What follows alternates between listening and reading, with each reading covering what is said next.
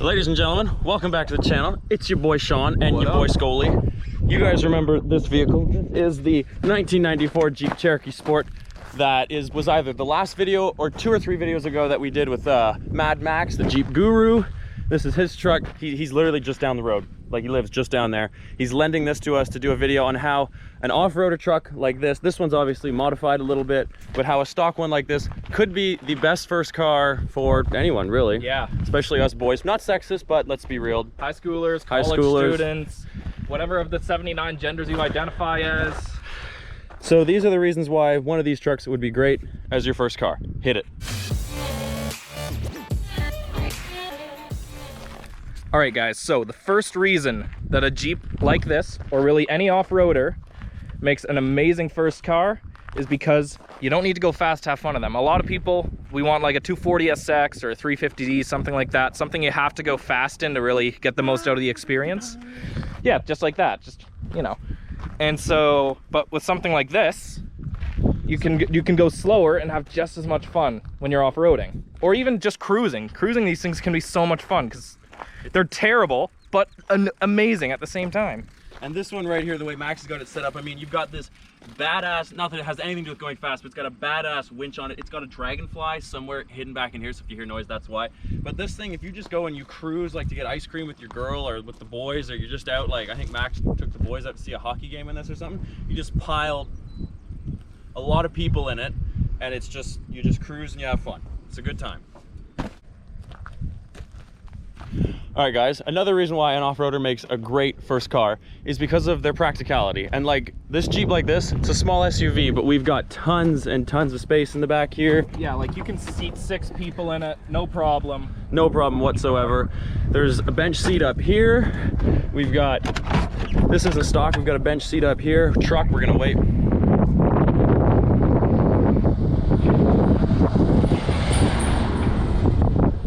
Thank you. Anyway, as I was saying, we've got a bench seat right here. It's not stock though, Max put this in, but you can. Some of them do have it stock. But some of them do have it stock, and you can get these out of other Jeeps, and they're super easy to install. Max isn't here right now, otherwise he could confirm that it is super easy to install. Back seat again, 6 people or 3 people back here.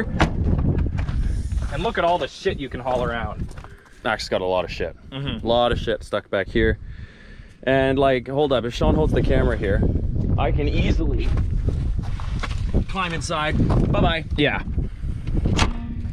And this particular vehicle only seats 6, but if you get something like a Tahoe or a Suburban, you can seat up to 9 people in those sometimes, which is really amazing. Right, Braden? Yes, another fact, it's extremely comfortable back here, but can you let me out?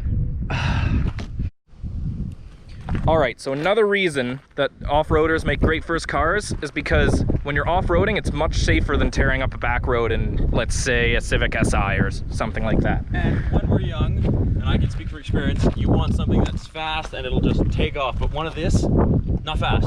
No. It's literally not fast. You cannot speed in it. We raced it against the Micra, which if you know the channel, you know the Micra. The Stig, the Mexican and the Norwegian Stig. We heard about one of these racing against a Micra, and we heard the Micra was faster. And so let's remember, the Micra is a 109, 6, or 10 horsepower car, depending on the day. This is a 4-liter 6-cylinder engine, and the Micra outran it. So if you get a speeding ticket in this, I will buy you a beer. And when you're off-roading, although I wouldn't necessarily say the risk of you crashing is much lower than when you're tearing up a back road, but what I would say is that if you're off-roading, you're gonna crash at 10 miles an hour, whereas on a back road, you're gonna crash at 110 miles an hour, so. And to add to that, this bumper, if you wanna come and look at this bumper, this is, I think it's 1/4-inch steel. Max has literally crashed this into a tree and the tree fell over. True story. All right, guys, who's cheap? Who doesn't like to spend money? So this Jeep right here, this example right here, when it was stock and when it was new, if I can find a picture of it, I'll flash it on the screen right now. If not, you're looking at my pretty face. This truck right here, when it was, well, when Max bought it new with I think 185,000 kilometers on it. So either do the conversion into miles yourself or I'll put it right here. About 110, 115,000 miles. Exactly. This was $1,500 Canadian, which if you do the conversion is about $1,100 American. That is a steal for what you're getting right here. For like the way it drives, the off-roading capabilities, the interior, And just to be clear, when he bought it, it looked nothing like this. It was clean, mint condition. Which is why I'm really hoping I can find a picture of what it looked like when he bought it, because it was like all these dents, like granted, it's a bush buggy, so it's a Jeep, you're gonna bang it up. But it was clean, it had no rust on it, like it was just, I think it was like a Toronto vehicle, so it just got driven around Toronto by like an old lady or something. So it had been babied most of its life, and then as you can tell, it doesn't get babied anymore, eh? No, it doesn't. Yeah, but she's holding up, she's a trooper. So lastly, another great reason why off-roaders make great first cars, they have amazing resale value. So as we went over, this one was 1,500 bucks. 1,500 right? bucks. And if you guys remember Daddy Doug's video on the Jeep Cherokee, which he did do a video on it, he just keeps talking about how they're gonna go up in value. And do you think you could buy this for $1,500 today now? No, you could not. Absolutely. Even in current condition. Nope. You could not buy $1,500. It would probably be 2 to 3 grand. Yeah, Max wouldn't let it go for less than that.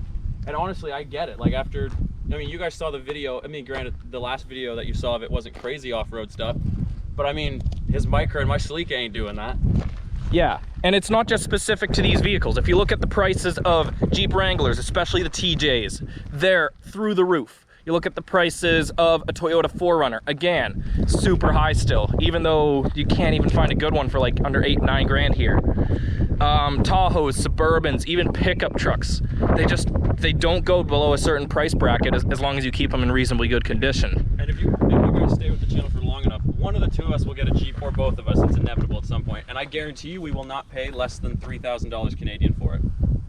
Yeah, so overall, if buying one of these, you can't go wrong, especially for your first car. You find a good one that's been maintained, or at least owned by someone who's looked after it, you're gonna do fine with it. It's gonna be a great truck for you, and Max loves this thing. Thank you guys for watching this episode of Scully Productions. A little bit different than our normal, what we do, but hopefully you like it. I will catch you on the next one. Don't forget to like, comment, subscribe, follow both of us on Instagram. Anything you wanna say? No, punch it out, dude.